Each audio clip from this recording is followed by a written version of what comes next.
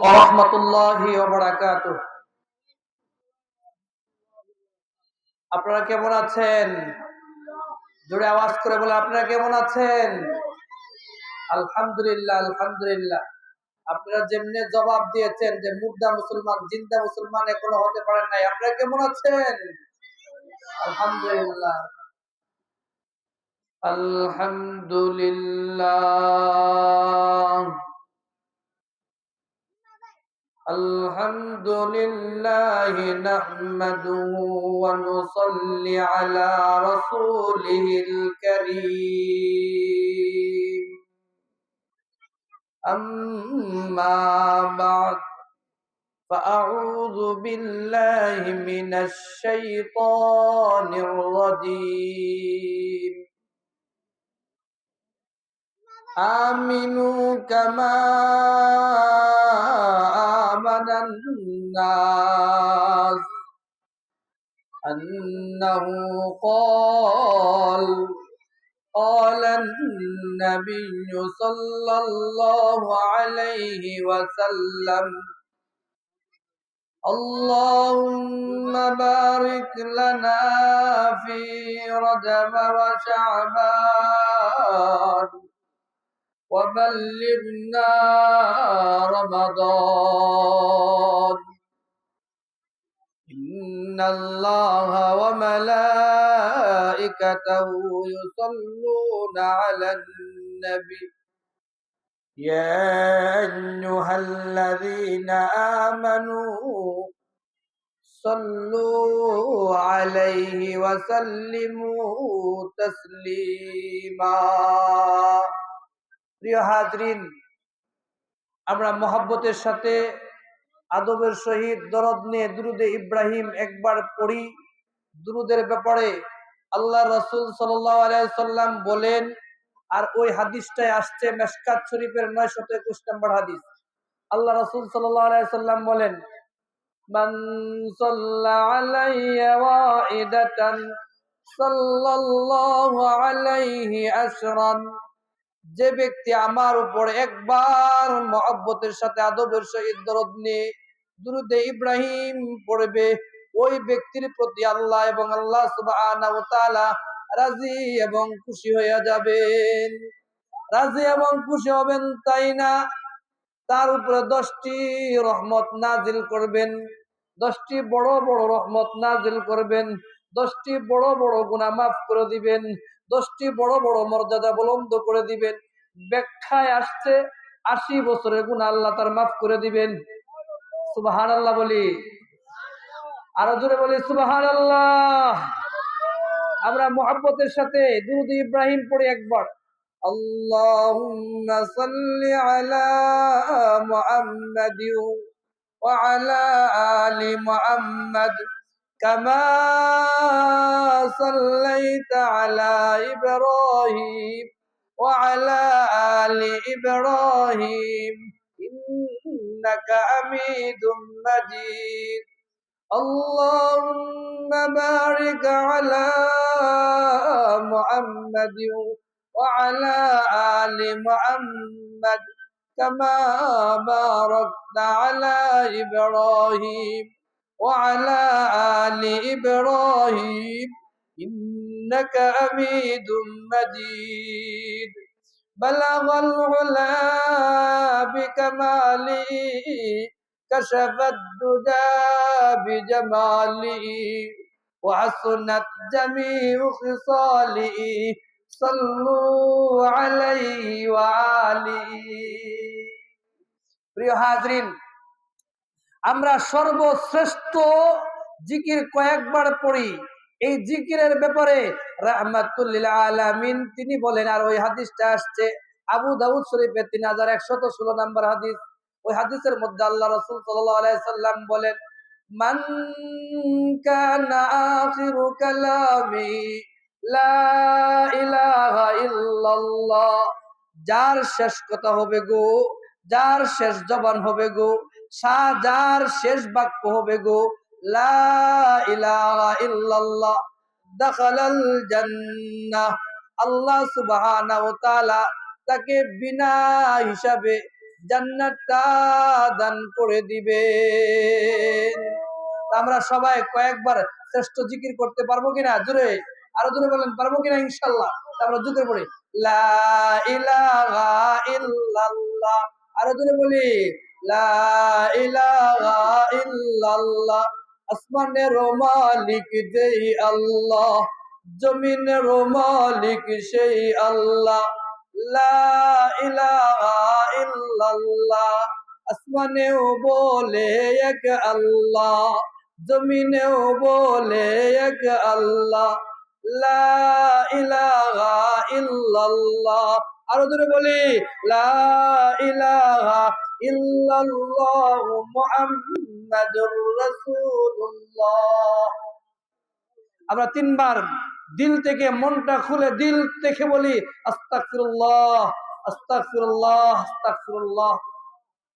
আমরা প্রথমে শুকর আদায় করি মহান আল্লাহ পাকের দরবারে, যে আল্লাহ সুবহানাহু ওয়া তাআলা আমাদেরকে পছন্দ করে তার রহমতের চাদর দ্বারা বেষ্টন করে জান্নাতের বাগানে, সখিনা নেওয়ার বাগানে, রহমত নেওয়ার বাগানে, গুনাহ মাফের মাহফিলে আসার তৌফিক দান করেছেন। এজন্য সকলে জবান খুলে আওয়াজ করে কালিমাতুল শুকর আদায় করি, জোরে সুরে বলি আলহামদুলিল্লাহ। আর একটা আওয়াজ করে বলি আলহামদুলিল্লাহ। আল্লাহ সুবহানাহু ওয়া তাআলা বলেন, যারা জোরে সুরে সর্বদাই আলহামদুলিল্লাহ বলবে, আমি আল্লাহ তার জন্য জান্নাতের 8টা দরজা খুলে দেব। বলে, যারা কি সুবহানাল্লাহ বলবে, তার যত গুনাহ আছে সমস্ত গুনাহ আমি তার মাফ করে দেব। তো এই ব্যাপারে হাদিস বুখারী শরীফের 6408 নম্বর হাদিস, যত গুনাহ আছে ওই গুনাহ সব গুনাহ আমি মাফ করে দেব। এইদিকে যাব না। আজকে আমাদের আলোচনার বিষয় হচ্ছে, আজকে আমরা আলোচনা করব সাহাবায়ে কেরাম মাতা পিতার প্রতি কেমন ভালোবাসতেন, মাতা পিতাকে কেমন ভালোবাসতেন, মাতা পিতাকে কেমন খেদমত করতেন। আজকে আমরা এই বিষয়টা নিয়ে আলোচনা করব। আপনারা কি শুনতে রাজি আছেন? কারণ মাতা পিতা বর্তমান সমাজে অবহেলিত, অপদস্থ, লাঞ্ছিত হচ্ছে।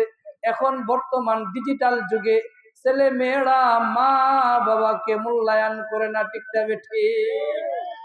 ওই জন্য আমি বলছি, ভাইরা আমার, বন্ধুরা আমার, মাতা পিতার প্রতি সাহাবায়ে কেরাম কেমন ভালোবাসতেন, কেমন মহব্বত করতেন, আজকে এই ব্যাপারে কিছু কথা আপনাদের সামনে বলবো। এই ব্যাপারে একটি হাদিস, ওই হাদিসটা আসছে মুসলিম শরীফের 2491 নাম্বার হাদিস। ওই হাদিসটা হচ্ছে আবু হুরায়রা রাদিয়াল্লাহু তাআলা আনহুর ব্যাপারে। আবু হুরায়রা রাদিয়াল্লাহু তাআলা আনহু ইয়ামান থেকে মাকে নিয়া মুসলমান হওয়ার জন্য ঘর বাড়ি, বিটা মাটি, বন্ধু বান্ধব, আত্মীয় স্বজন, বংশ এইসব রেখে মদিনায় চলে গেলেন মুসলমান হওয়ার জন্য। সুবহানাল্লাহ বলেন। মুসলমান হওয়ার জন্য চলে যাওয়ার পরে মদিনা মুনওয়ারা রাহমাতুল লিল আলামিন সাইয়্যিদুল মুরসালিন ইমামুল মুরসালিনের দরবারে গিয়া আবু হুরায়রা রাদিয়াল্লাহু তাআলা আনহু মুসলমান হলেন, মা কিন্তু মুসলমান হয় নাই। এজন্য আবু হুরায়রা রাদিয়াল্লাহু তাআলা আনহু চিন্তায় চিন্তিত, হায় রে হায়, আমি মুসলমান হলাম আর আমার মা মুসলমান হয় নাই। হায় হায়, আমি যদি জান্নাতে যাই আর আমার মা জাহান্নামের আগুনে জ্বলবে, আমি আবু হুরায়রা সন্তান হয়ে কেমনে আমি সহ্য করব? ঠিক না ঠিক? আর এখন বর্তমান সমাজে ছেলেরা ভালো ভালো খাবার খায়, মা বাবার খবর নেয় না, ঠিক না ঠিক? এই জন্য আজকে আমি বাছাই করে নিয়ে আসলাম, ভাইয়েরা আমার, মাতা পিতার ব্যাপারে কিছু কথা বলবো। ওই মাতা পিতার ব্যাপারে কিছু কথা বলবো, কারণ বউ পাইয়া, শাশুড়ি পাইয়া মা বাবাকে ভুলে গেছে, ঠিক না ঠিক? আমার সাথে কিছু কথা বললেন, নাহলে তো আমার মজা লাগবে না। ভুলে গেছে কিনা? আছে মুরগাও করে এরকম? এই জন্য আজকে প্রমাণ হয়ে যাবে, মিলে যাবে। তখন আবু হুরায়রা রাদিয়াল্লাহু তাআলা আনহু বলেন, ও মা, তুমি মুসলমান হয়ে যাও, তুমি মুসলমান না হইলে আমার মনটা শান্তি হবে না। মা কয়, আমি মুসলমান হব না। এইভাবে দাওয়াত দিতে দিতে দিতে দিতে যখন মুসলমান হয় নাই, হঠাৎ একদিন মা তাকে বকাঝকা করছে। শুধু বকাঝকা করে নাই, প্রহারও করছে। ওই কান্না জড়িত অবস্থায় আবু হুরায়রা রাদিয়াল্লাহু তাআলা আনহু রাহমাতুল লিল আলামিন সাইয়্যিদুল মুরসালিন ইমামুল মুরসালিন নবীউর রাহমান নবীউত তাওবা দরবারে গিয়া উপস্থিত। আবু হুরায়রা রাদিয়াল্লাহু তাআলা আনহুর চোখে পানি দেখে রাহমাতুল লিল আলামিন বললেন, ওগো আবু হুরায়রা, তোমার চোখে কেন পানি? তুমি ঘর বাড়ি ভিটা মাটি সব ছেড়ে আসছো মুসলমান হওয়ার জন্য, আর তোমার চোখে পানি, এটা আমি সহ্য করতে পারিব না। আবু হুরায়রা রাদিয়াল্লাহু তাআলা আনহু বলেন, ওগো আল্লাহর রাসূল, আমার মা আমাকে মারছে।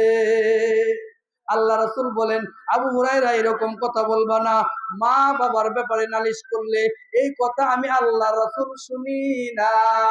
এখন বর্তমান সমাজে কিছু কুলঙ্কার সন্তান আছে, মা বাবার নামে নালিশ বসায়, দরবার বসায়, আছে কিনা ঠিক না ঠিক?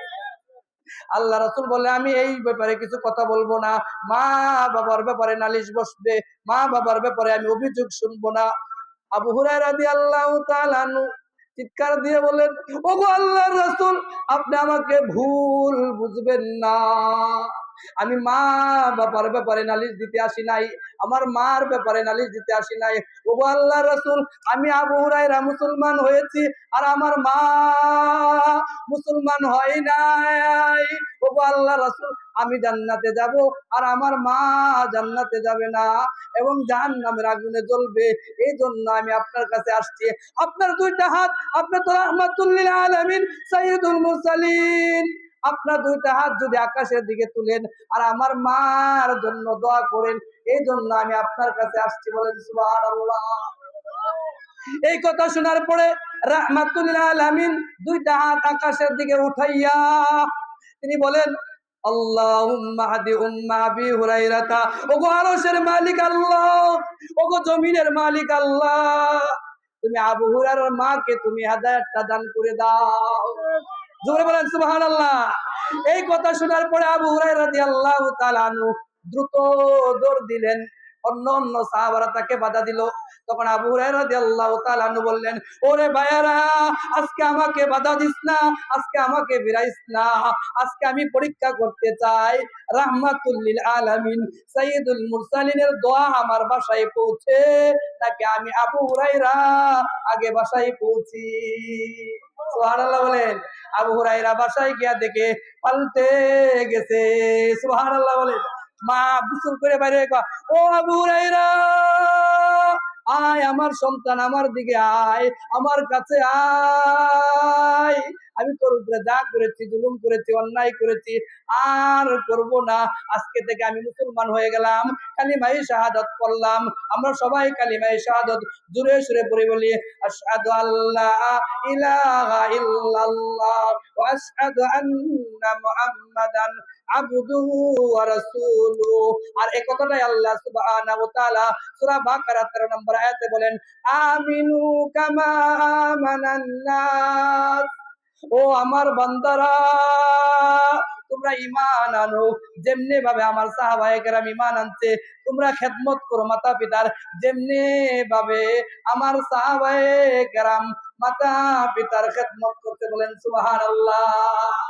আমরা করবো কিন্তু ইনশাআল্লাহ। এই ব্যাপারে মাতা পিতার ব্যাপারে আরেকটি হাদিস, ওই হাদিসটা আসছে মিশকাত শরীফের। মিশকাত একটা কথাও কুরআন এবং হাদিসের বাইরে বলবো না ইনশাআল্লাহ, সব দলিল সহকারে বলবো, একটা কথাও উদাহরণ ও বাহির থেকে আনবো না। আপনারা শুনতে রাজি আছেন তো? এই ব্যাপারে মিশকাত শরীফের হাদিস, মিশকাত শরীফের 4926 নাম্বার হাদিস। ওই হাদিসের মধ্যে আম্মা জান আয়েশা রাদিয়াল্লাহু তাআলা আনহা তিনি বলেন, আল্লাহ রাসূল সাল্লাল্লাহু আলাইহি সাল্লাম রাহমাতুল লিল আলামিন সাইয়্যিদুল মুরসালিন ইমামুল মুরসালিন আমার পক্ষে আমার রুমে আমার সাথে ঘুমালেন। হঠাৎ তিনি উঠে গেলেন, উঠে গেলেন, আয়েশা ও হুমায়রা, আজকে আমি একটা আজীব স্বপ্ন দেখেছি। বলেন সুবহানাল্লাহ। আর জোরে বলেন সুবহানাল্লাহ। লিল্লাহি তাকবীর, লিল্লাহি তাকবীর। আমি আজীব একটা স্বপ্ন দেখেছি। ও কি স্বপ্ন দেখেছো? আমি আল্লাহ রাসূল দেখি, স্বপ্নে দেখি জান্নাতের মধ্যে ঘুরাচ্ছি। ও জান্নাতের নাজ নেয়ামত আমি ঘুরে ঘুরে আমি আল্লাহ রাসূল দেখছি।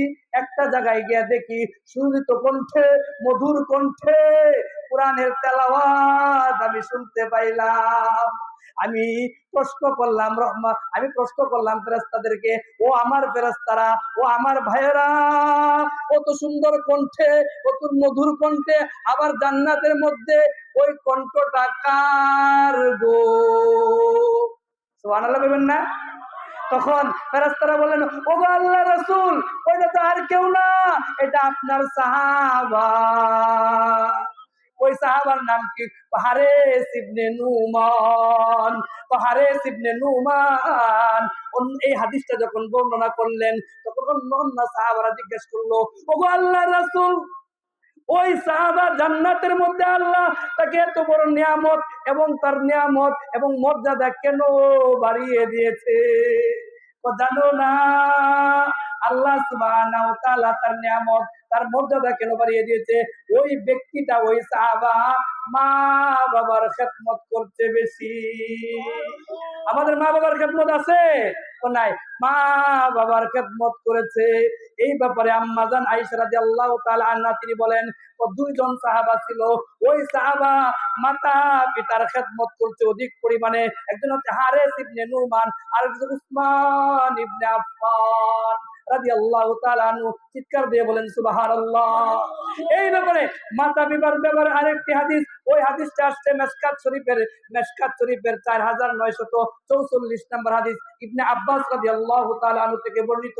তিনি বলেন, আল্লাহ রাসূল সাল্লাল্লাহু আলাইহি সাল্লাম রাহমাতুল লিল আলামিন সাইয়্যিদুল মুরসালিন তিনি বলেন, যদি কোনো ব্যক্তি মাতা পিতার দিকে নেক দৃষ্টিতে তাকায় গো, একটা উমরা, একটা নফল হজ করলে যে পরিমাণ সওয়াব, এই পরিমাণ সওয়াব তার আমলনামায় লিখে দেওয়া হবে। সুবহানাল্লাহ বলবেন না? আরে জোরে বলেন সুবহানাল্লাহ। তো এই পরিমাণ সওয়াব তার আমলনামায় লিখে দেওয়া হবে। অন্য ফেরেশতারা প্রশ্ন করেন, ওগো আল্লাহর রাসূল, যদি 100 বার তারাই, ওই 100 বার না, রাহমাতুল লিল আলামিন সাইয়্যিদুল মুরসালিন বলেন 1 কোটি বারও যদি তাকাই, 1 কোটি বার নফল হজ করলে যে পরিমাণ সওয়াব, সেই পরিমাণ সওয়াব পাওয়া যাবে। জোরে বলেন সুবহানাল্লাহ। তাকাইবেন তো নাকি রাগে তাকাবেন, ঝাড়ি মারবেন? এই বেটা তুই বুঝছ না, আমি বুঝি সব। ঠিক না? ঠিক। এই ব্যাপারে আল্লাহ সুবহানাহু ওয়া তাআলা সূরা নিসার 36 নম্বর আয়াতে বলেন, ওয়াবুদুল্লাহ, ও আমার বান্দারা, ও উম্মতে মুহাম্মাদিরা, তোমরা আল্লাহর গোলামি করো। আল্লাহর গোলামি করতে গিয়া এই জিনিসটা খেয়াল রাখবা গো। কি জিনিসটা খেয়াল রাখবা? ওয়ালা তুশরিকু বিহি শাইআ, আল্লাহর সাথে কাউকে শরীক করবা না। এরপরে আল্লাহর গোলামি করবা, এরপরে আরেকটা ইবাদত করবা। ওই ইবাদতটা কি? ওয়াবিল ওয়ালিদাইনি ইহসানা, পিতা মাতার খেদমত করবা, পিতা মাতার সাথে ভালো আচরণ করবা। কিভাবে করবা? এই আয়াতটাও আরেক জায়গায় আল্লাহ সুবহানাহু ওয়া তাআলা বলেন, ওই আয়াতটা আসছে সূরা বনী ইসরাইলের 23 এবং 24 নম্বর আয়াতে। প্রিয় মুসলমান ভাইরা, কষ্ট হচ্ছে? আপনি আমার দিকে মনোযোগ, আরো জোরে বলেন লিল্লাহি তাকবীর, আরো জোরে বলেন লিল্লাহি তাকবীর। ও কিভাবে খেদমত করা? আল্লাহ সুবহানাহু ওয়া তাআলা বলেন, ওয়াবিল ওয়ালিদাইনি ইহসানা, পিতা মাতার খেদমত করবা। কিভাবে করবা? এই ব্যাপারে আরেকটি আয়াত আসছে, ওই আয়াতটা বনী ইসরাইলের 23 এবং 24 নম্বর আয়াতে বলেন, ওগো আমার বান্দারা, আজকে তোমাদেরকে নসিহত করছি, আমি আজকে তোমাদেরকে ওয়াজ করছি। তোমাদের পিতামাতা যখন বৃদ্ধ হয়ে যাবে, বুড়া হয়ে যাবে, কি হয়ে যাবে? যেটা বলেন কি হয়ে যাবে? বুড়া হয়ে যাবে, অথবা উভয়ের একজন বুড়া হয়ে যাবে। ওই উভয়ের একজন যখন বুড়া হয়ে যাবে, ফালা তাকুল্লাহুমা উফিউ, তাদের সামনে শব্দটাও ব্যবহার করব না। বিরক্তিমূলক আচরণ তুমি প্রকাশ করবা না। আরেকটা ব্যাখ্যায় আসছে, তুমি এমন আচরণ করবা না যে আচরণের দ্বারা তোমার পিতা মাতার মুখ দিয়ে উফ শব্দটা বের হয়, এরকম কথাও বলবো না। এই ব্যাপারে একটা দলিল আছিল, এই দলিলটা দিলাম না, কারণ আরো সামনে আগাইতে হবে, ঠিক না ঠিক? তো বলবা কি, ওয়ালা তানহারহুমা, দমক দিবা না। যদি মোবাইল চাই তুমি না, বাবা বাইরে আমার তো টাকা নাই, ইনকাম নাই, মোবাইল তোরে দিতে পারতাম না রে বাজান, তোরে আমি এখন মোবাইল দিতে পারবো না, এমন করে দমক মারছো, এই দমকটাও তুমি দিও না। ওয়ালা তানহারহুমা, তুমি দমকও দিও না। বুদ্ধি বাকি, অকুল্লা উমা কওলান কারীমা, উত্তম আচরণটা করবা, সর্বশ্রেষ্ঠ সর্বশ্রেষ্ঠ যে কণ্ঠটা দিয়া, মধুর এবং নিচু কণ্ঠ দিয়া কথা বলবা, পারবেন কিনা, ঠিক না ঠিক? ওই ব্যাপারে মাতা পিতার ব্যাপারে আরেকটি হাদিস, ওই হাদিসটা আসছে বুখারী শরীফের 527 নম্বর হাদিস। এই 527 নম্বর হাদিস, ওই হাদিসের মধ্যে ইবনে মাসউদ রাদিয়াল্লাহু তাআলা আনহু তিনি বলেন, আমি আল্লাহ রাসূল সাল্লাল্লাহু আলাইহি সাল্লামকে প্রশ্ন করলাম, ওগো আল্লাহর রাসূল, আইয়ুল আমালু আহাব্বু ইলাল্লাহ, আল্লাহ সুবহানাহু ওয়া তাআলার কাছে কোন আমলটা সবচেয়ে বেশি পছন্দনীয়? সুবহানাল্লাহ বলেন না?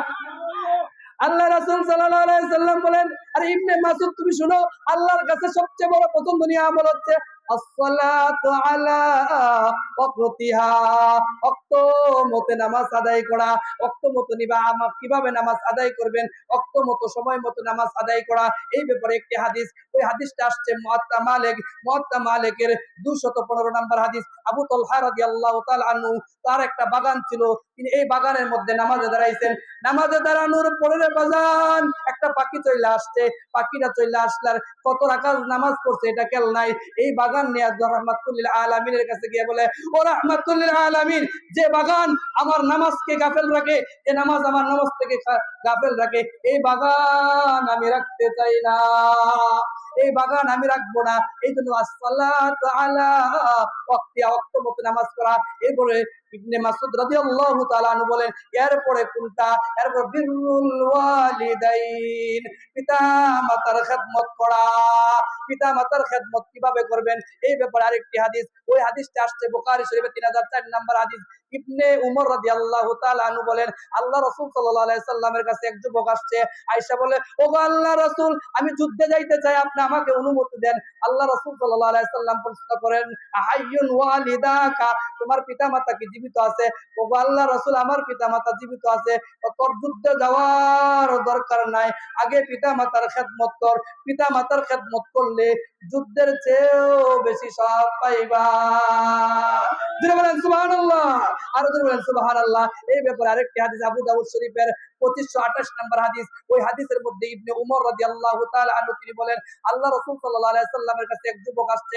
আয়েশা বলে, আল্লাহ রাসূল, আমি যুদ্ধে যাইতে চাই আর হিজরত করতে চাই, হিজরত করে আর যুদ্ধে যাইয়া আমি এই নিয়ামত এবং সওয়াব কামাইতে চাই।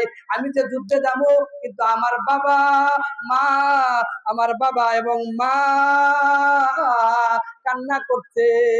আল্লাহ রাসূল, খবরদার তুই যা, তুই গিয়া আগে মা বাবার খেদমত কর এবং মা বাবাকে হাসি দেওয়া, এরপরে তুমি যুদ্ধে যাইবা। মা বাবাকে যদি তুমি হাসাইতে পারো, যুদ্ধ এবং জিহাদের চেয়েও বেশি সওয়াব পাইবা। এই ব্যাপারে আরো হাদিস আছে তিরমিজি শরীফের 3545 নম্বর হাদিস, যে ব্যক্তি মা বাবাকে খুশি করতে পারলো না, এ ধ্বংস হয়ে যাবে। এই ব্যাপারে আরেকটি হাদিস আসছে মিশকাত শরীফের 3655 নম্বর হাদিস, যে ব্যক্তি সালাসাতুল কদ হারামাল্লাহু আলাইহিমুল জান্নাহ, তিন ব্যক্তির জন্য জান্নাতটা হারাম। এক ব্যক্তি হচ্ছে মুদমিনুল খামরি, যারা মদ খায়, নেশা করে, বিড়ি খায়, সিগারেট খায়, আল্লাহ কত জন্য আমি দিব না, খা দুনিয়াতে কি পরিমাণ খাইতে পারো। এরপর আল্লাহ, যা পিতা মাতার খেদমত করে না, পিতা মাতার সাথে ভালো আচরণ করে না। এরপর দায়ুস। এই ব্যাপারে আরো হাদিস ছিল। এই জন্য হাকিমুল উম্মত, শেষ 2 মিনিটে শেষ করে দেব, হাকিমুল উম্মত মুজাদ্দিদ মিল্লাত শাহ আশরাফ আলী তানভী রাহমাতুল্লাহ আলাইহি বলেন, ওয়াবিল ওয়ালিদাইনি ইহসানা, পিতা মাতার খেদমত যদি করো, আল্লাহ সুবহানাহু ওয়া তাআলা তোমাকে দুনিয়াতে 5টা পুরস্কার দিবেন। 1 নাম্বার পুরস্কার হচ্ছে আল্লাহ সুবহানাহু ওয়া তাআলা তোমাকে জানে মালে বরকত দিবেন। ওয়া ইমদিদকুম বিআমওয়ালি ওয়া বানিন, আল্লাহ সুবহানাহু ওয়া তাআলা তোমাকে জানে মালে বরকত দিবেন। 2 নাম্বার হচ্ছে তোমার উপর যত বালা মুসিবত আছে, সকল বালা মুসিবত দূর করে দিবেন। এই ব্যাপারে একটি ঘটনা ছিল, বুখারী রাহমাতুল্লাহ আলাইহি, অন্ধ চোখ ভালো হয়ে গেছে মা বাবার দোয়া। সুবহানাল্লাহ বলেন, আর বলেন সুবহানাল্লাহ, লিল্লাহি তাকবীর, সুবহানাল্লাহ। আরেকটি 3 নাম্বার হচ্ছে আল্লাহ সম্মানে চেয়ারে বসাবেন। 4 নাম্বার হচ্ছে আল্লাহ খানায় কাবা জিয়ারত করাবেন। 5 নাম্বার হচ্ছে মৃত্যুর সময় কালিমা নসিব হবে। ঠিক আছে, 5টা মাত্রা খতম করবেন। এইভাবে আমি একটা খুতবার মধ্যে ইও বলছিলাম, তা দোয়া বলছিলাম, মনে আছে কিনা, এটা বলেই শেষ। দোয়াটা হচ্ছে কি জানেন? মেশকাত শরীফের 1369 নাম্বার হাদিস। এই দোয়াটা আল্লাহ রাসূল সাল্লাল্লাহু আলাইহি ওয়াসাল্লাম রজব মাসে আর শাবান মাসে পড়তেন। এই দোয়াটা আপনারা পারবেন না ইনশাআল্লাহ?